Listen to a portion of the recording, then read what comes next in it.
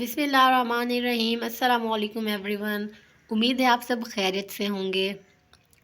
آج کی ہماری ویڈیو کا ٹاپک ہے 18 سینچری پوئٹری اور 18 سینچری پوئٹری کی کیریکٹرسٹکس۔ سب سے پہلے ہم دیکھتے ہیں انٹروڈکشن۔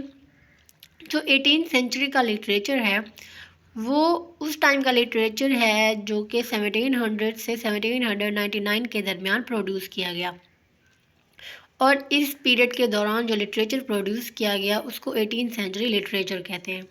18 سینچری کی جو پوئٹری تھی وہ پولیٹیکل تھی، سیٹیریکل تھی اور فلاسفیکل پرابلم اس میں کنٹین تھی، جو کہ انڈیویجول اور سوسائٹی کے درمیان پائی گئی تھی۔ اور یہ جو 18 سینچری لٹریچر ہے اس میں جو بھی ورکس لکھے گئے تھے وہ پولیٹیکل تھے، سیٹیریکل تھے اور فلاسفیکل پرابلم، اور یہ جو پچھلی ایجز تھیں جو کہ ایلزابتھن اور پیورٹن ایج ہے ان کے اگینسٹ ان میں جو پوئٹری کی کیریکٹرسٹکس تھیں وہ پائی جاتی تھیں۔ اب ہم دیکھتے ہیں 18 سینچری لٹریچر کی، 18 سینچری کی پوئٹری کی کیریکٹرسٹکس کیا ہیں، فیچرز کیا ہیں۔ 18 century literature in English is called the classical age. جو 18 سینچری لٹریچر ہے یا 18 سینچری کی جو ایج ہے لٹریچر میں اس کو ہم کلاسیکل ایج کہتے ہیں، جس میں بہت سارے ورکس پروڈیوس کیے گئے جو کہ آج تک بھی بہت زیادہ فیمس سمجھے جاتے ہیں۔ This period was deficient in drama and in emotion and in imagination. یہ جو پیریڈ تھا 18 سینچری کا، اس میں ڈراما کو زیادہ پاپولیرٹی نہیں ملی تھی اور نہ ہی ایموشنز کو اور نہ ہی امیجنیشن کو۔ اور جو پوئٹس تھے اس ایج کے وہ کلچرل اربن سوسائٹی میں زیادہ انٹرسٹ رکھتے تھے، ڈیپلی انٹرسٹڈ تھے۔ سب سے پہلے ہم جو فیچر دیکھتے ہیں وہ اسپرٹ آف ریئلزم، جو کہ 18 سینچری لٹریچر یا 18 سینچری پوئٹری میں پایا جاتا ہے۔ 18 century literature was characterised by the spirit of realism, اور رومانٹک فیچرز بھی اس میں پائے جاتے تھے، جیسا کہ پیشن ہو گیا، انتھوشیزم ہو گیا۔ اور اس پیریڈ میں جو چیز ڈکلائن کی گئی تھی وہ ریزن، انٹلیکٹ، کریکٹنیس، سیٹائر اور اسپرٹ ہے۔ اور یہ مین فیچر ہے 18 سینچری پوئٹری کا کہ اس میں اسپرٹ آف ریئلزم پائی جاتی تھی۔ اس میں امیجنیشن کو، ایموشنس کو اور جو سپر نیچرل تھنگس جو ہوتی ہیں ان کو زیادہ امپورٹنس نہیں دی گئی تھی۔ نیکسٹ ہے اس ایج کو ایج آف ریزن بھی کہتے ہیں، ایج آف انلائٹنمنٹ بھی کہتے ہیں اور ایج آف امپیریسزم بھی کہتے ہیں۔ 18 سینچری پوئٹری کا جو جانرا تھا وہ ٹوپوگرافیکل اور لوکو ڈیسکرپٹیو تھا۔ ٹوپوگرافیکل اور لوکو ڈیسکرپٹیو پوئٹری کا یہ جو جانرا ہے یہ جان ڈینہمس کی پوئم کاپر ہلز نے اسٹیبلش کیا تھا۔ جب 18 سینچری کے پوئٹس کوئی بھی پوئم لکھتے تھے تو وہ اپنی سولز کی امیج کو پورٹرے نہیں کرتے تھے، بلکہ وہ اپنے اینشینٹس جو ان کے آباء و اجداد ہوتے تھے، جو ان کے انسیسٹرز ہوتے تھے، ان سے انسپائریشن اور ایگزامپل لیتے تھے اور انہی کی ورک سے انسپائریشن لے کر ہی وہ اپنی پوئم لکھتے تھے۔ فورتھ ہے ہمارے پاس ایموشن اینڈ وائسز۔ جو پوئٹس تھے 18 سینچری پوئٹری کے، ان کی جو ایموشنز اور وائسز تھی وہ پبلک تھی اور وہ پرائیویٹلی کچھ بھی نہیں لکھتے تھے، مینس کہ اپنے بارے میں یا سبجیکٹیو ٹائپ کی پوئمز وہ نہیں لکھتے تھے، اور وہ پریزنٹ کے بارے میں لکھتے تھے نہ کہ پاسٹ کے بارے میں۔ ان کے جو پریزنٹ میں جو بھی پولیٹکس یا سوشل جو سرکمسٹانسز ہوتے تھے اس ٹائم کے، انہی کے اکارڈنگ ہی وہ پوئمس کو لکھتے تھے۔ اب ہم دیکھتے ہیں کہ تھیمز کیا تھی 18 سینچری پوئٹری کی۔ 18 سینچری کی جو پوئٹری کی جو تھیم تھی وہ تھی پالیٹکس اینڈ ریلیجن، اس کے اوپر زیادہ پوائنٹ لکھی جاتی تھی۔ Gender and sexuality, travel, colonialism اور سلیوری، یہ جو تھیمز تھی یہ میجر تھیمز تھی 18 سینچری پوئٹری کی۔ اس کے بعد 6 کیریکٹرسٹک ہے کلوز کپلیٹ۔ جو کلوز کپلیٹ ہے وہ اونلی پاسبل میڈیم تھا سیریس ورک کے لیے، جو ورڈس میں جو بھی ورک لکھا جاتا تھا اس کے لیے کلوز کپلیٹ یوز کیا جاتا تھا، اور یہ ایج کی ڈیمانڈ تھی تاکہ پوئمس کو پلین، سمپل اور کلیئر لینگویج میں کمپوز کیا جائے۔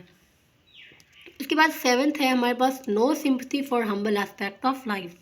18 سینچری پوئٹس کی جو پوئٹس تھے وہ کوئی بھی سمپتھی نہیں رکھتے تھے ہمبل ایسپیکٹس آف لائف کے لیے، جیسے ولیجرز ہو گئے، شیفرڈز ہو گئے، ان کے لیے کوئی بھی سمپتھی نہیں ہوتی تھی، اور ان کو نیچر سے کوئی انٹرسٹ نہیں ہوتا تھا نیچر میں، اور نہ ہی فلاورز میں، اور نہ ہی سانگز آف برڈس یا لینڈسکیپ میں کوئی ان کو انٹرسٹ ہوتا تھا۔ اور جو امپورٹنٹ اور جو فیمس پوئمز ہیں اس پیریڈ کی وہ ہیں rhyme of the ancient مرینر Samuel John tailor کالریج نے لکھی تھی، ایلیجی written in country church yard Thomas گرے نے لکھی تھی، دی vanity of human wishes Samuel Johnson نے، ایسے آن مین بائی الیگزینڈر پوپ، یہ اس ایج کی امپورٹنٹ پوئمز ہیں۔ اس کے بعد ہے virtuous life, they preached virtuous life and they did not display any feeling وچ سمیک دی ارنیسنیس، انہوں نے ورچوئس لائف کو پریچ کیا اور کسی بھی ٹائپ کی ایسی فیلنگ کو ڈسپلے نہیں کیا جو کہ ارنیسنیس کو سمیک کر دے۔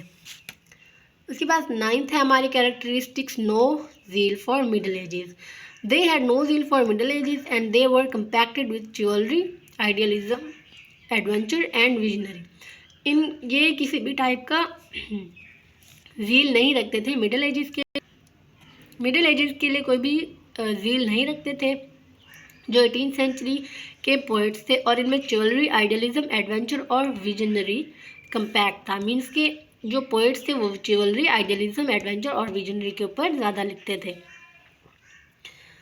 18th سینچری پوئٹری میں فارم کو زیادہ امپورٹنس دی جاتی تھی سبسٹینس کے اوپر، اور سپرفیشل پالش کرتے تھے یہ لوگ، مینس کے سپرفیشل جو ایلیمنٹس ہوتے تھے اس کو ہی زیادہ امپورٹنس دیتے تھے، اور آرٹیفیشل جو سٹائل ہوتا تھا اور کنونشنل سٹائل ہوتا تھا اس کو یہ اسٹیبلش کرتے تھے۔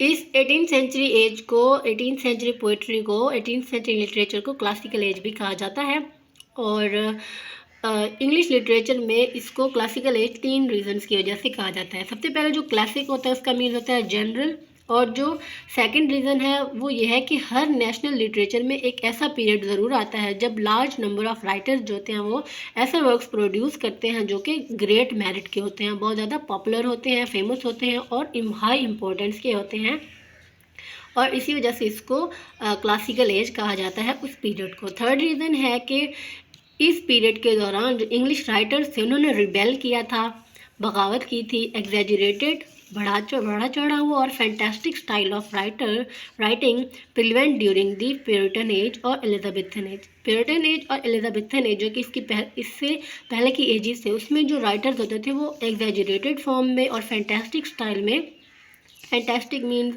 کہ امیجنری سٹائل میں لکھتے تھے اور بڑھا چڑھا کے اپنے ورک کو کمپوز کرتے تھے، اور اس کے خلاف انہوں نے ورکس اور پوئمز لکھی تھی جو کہ 18th سینچری لٹریچر کے پوئٹس ہیں، تو اس وجہ سے بھی اس کو کلاسیکل ایج کہا جاتا ہے۔ ڈیفیشنسی آف ڈراما، یہ جو 18th سینچری پوئٹری ہے، 18th سینچری لٹریچر جو ہے اس میں ڈراموں کو زیادہ امپورٹنس نہیں دی گئی تھی، کیونکہ پیورٹن جو تھے وہ ان کا پریجوڈس تھا اگینسٹ تھیٹر کو، جو پیورٹن ایج کے جو لوگ تھے انہوں نے تھیٹر کے اوپر پابندی عائد کر دی تھی، جس کی وجہ سے یہی جو پابندی ہے یہ 18th سینچری لٹریچر میں بھی کنٹینیو رہی۔ جو 18th سینچری پوئٹری کے جو موسٹ امپورٹنٹ پوئٹ ہیں وہ ہے الیگزینڈر پوپ، اور جو پوری پوئٹری ہے 18th سینچری کی وہ الیگزینڈر پوپ نے ہی ڈومینیٹ کی ہے، اور اس کی جو پوئٹری ہے ایک ریفرنس پوائنٹ ہے 18th سینچری پوئٹری میں۔ الیگزینڈر پوپ جو ہیں وہ انگلش پوئٹ تھے، ٹرانسلیٹر تھے، سیٹرسٹ تھے، مینس سٹائر اور کرٹیسائز کرتے تھے political and social circumstances of his age, enlightenment ایرا کو سٹائر کرتے تھے، جو کہ پرومیننٹ انگلش پوئٹ مانے جاتے ہیں Alexander pope 18th century poetry کے انگلش لٹریچر میں۔ انہوں نے ایسی پوئمز کمپوز کی جو کہ ہائر ہے، سپرب آئیڈیاز اور تھاٹس رکھتی ہیں، بہت ہی فیمس پوئمز کمپوز کی الیگزینڈر پوپ نے۔ فار ایگزامپل جو ریپ آف دی لاک ہے الیگزینڈر پوپ کی بہت ہی امپورٹنٹ موک ہیروئک پوئم ہے، اس کو ایپک بھی کہتے ہیں، موک ایپک، اور انہوں نے ٹریمینڈوس ہیوج بہت بڑی ریپوٹیشن گین کیا تھا پوئٹ اپنے اپروپریٹ سٹائل کی وجہ سے اور پرفیکٹ ایکسپریشن کی وجہ سے، وہ ریپریزنٹیٹیو پوئٹ تھے اپنی ایج کے۔ اور ایک اور ایگزامپل ہے اوڈین سالیٹیوڈ، وہ یہ بھی ایک امپورٹنٹ ورک ہے الیگزینڈر پوپ کا، جس میں انہوں نے spontaneous love for rural life کو شو کیا ہے۔ ایٹین سینچری ناول جو ہے وہ بھی کی کنسرن ہے. ایٹین سینچری ناول جو ہے وہ پریکوپیشن وتھ ریئلزم، اس میں اس کو زیادہ ریئلزم جو ہے وہ زیادہ ایکسپریس کیا گیا ایٹین سینچری ناول میں، اور ریئلسٹک ڈپکشن کی گئی سوسائٹی کی ایٹین سینچری ناول میں.